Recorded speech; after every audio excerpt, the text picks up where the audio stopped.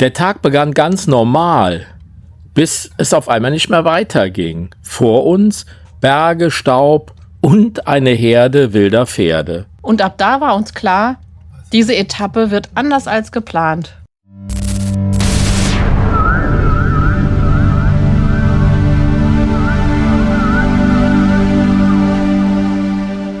Montpellier, ein kleiner Ort im Süden Frankreichs, kaum 500 Menschen, aber jeder einzelne davon echt. Als wir losfuhren, winkten sie uns nach und irgendwie hatte ich das Gefühl, wir lassen Freunde zurück. Guten Morgen, ihr Lieben. Wir haben jetzt 10 Uhr und sind auf dem Weg von Montpellier, unserem ersten Stopp, den wir hatten mit unserem House-Sitting-Job. Sind wir jetzt auf dem Weg nach Andorra. Da machen wir einen kleinen Zwischenstopp heute Mittag und fahren dann direkt weiter Richtung Landesinnere Spanien. Wir hatten hier eine wunderschöne Zeit. 12 Tage waren wir hier, die Zeit ist vergangen wie im Flug. Gestern haben wir dann auch endlich die beiden Besitzer des Hauses und der Tiere, die wir da gehütet haben, kennengelernt und haben zusammen noch zu viert einen schönen Abend verbracht. Jetzt geht es für uns erstmal weiter. Gerade waren wir noch beim Frühstück mit der ganzen Community, die wir dort kennengelernt haben. Die haben uns sofort mit in ihr Herz geschlossen und so dass wir jetzt überlegen, wenn wir dann im Februar wieder zurückfahren aus Marokko, dass wir hier nochmal einen kleinen Zwischenstopp machen, um alle nochmal wiederzusehen. Diese Dorfgassen, das Lachen, der Geruch von französischer Pizza aus dem Restaurant. Montpellier hat uns gezeigt, dass Heimat manchmal einfach nur ein Gefühl ist. Je weiter wir fuhren, desto stiller wurde es. Die Straße wand sich hoch in die Pyrenäen.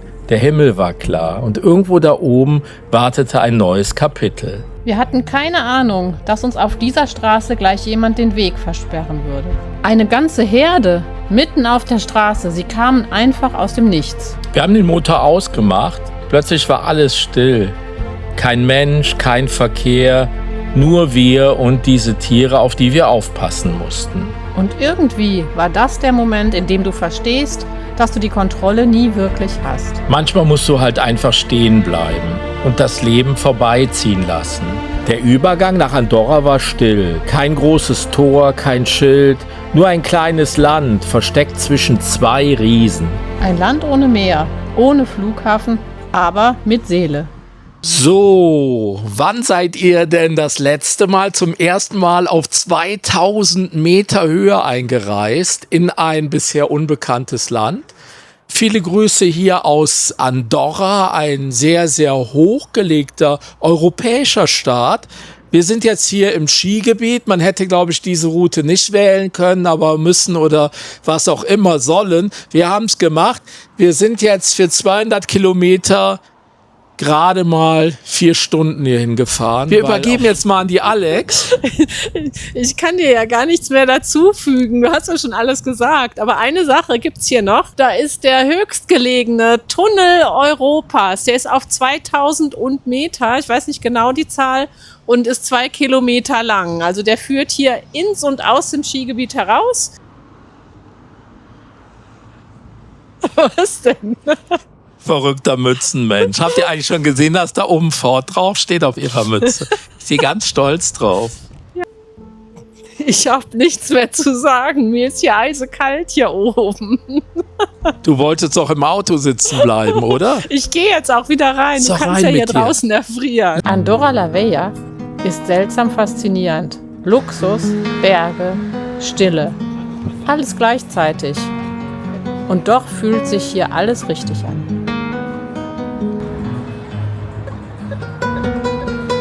Andorra.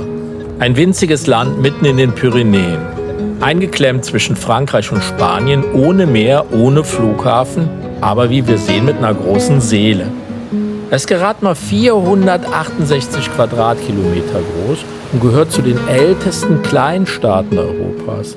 Seit dem 13. Jahrhundert wird es von 2 Kurfürsten regiert, dem Präsidenten Frankreichs und dem Bischof von Urgell in Spanien. Ein politisches Kuriosum, das bis heute funktioniert.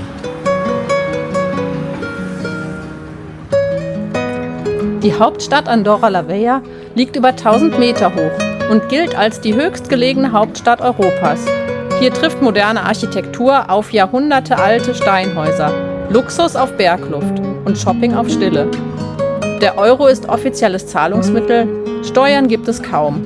Und genau deshalb zieht das Land jedes Jahr Millionen Besucher an. Doch wer nur wegen günstiger Preise kommt, der verpasst das Beste. 90% Andorras bestehen aus Bergen, Tälern und Wäldern. Im Winter ein Paradies für Skifahrer, im Sommer für Wanderer, Biker und Naturliebhaber. Trotz seiner Lage ist Andorra offen, mehrsprachig und international. Ein Ort, an dem Katalanisch, Französisch, Spanisch und Englisch ganz selbstverständlich nebeneinander existieren.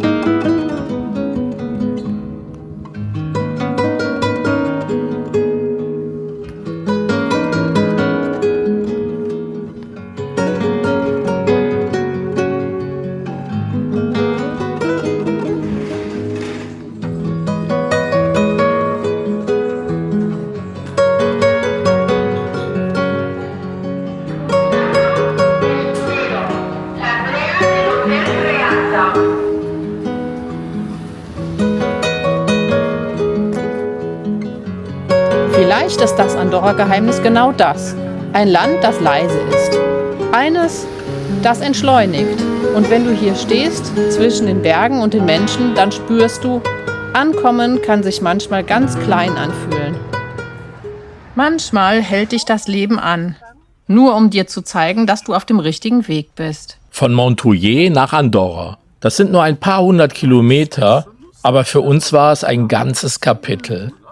Und genau dafür sind wir losgefahren.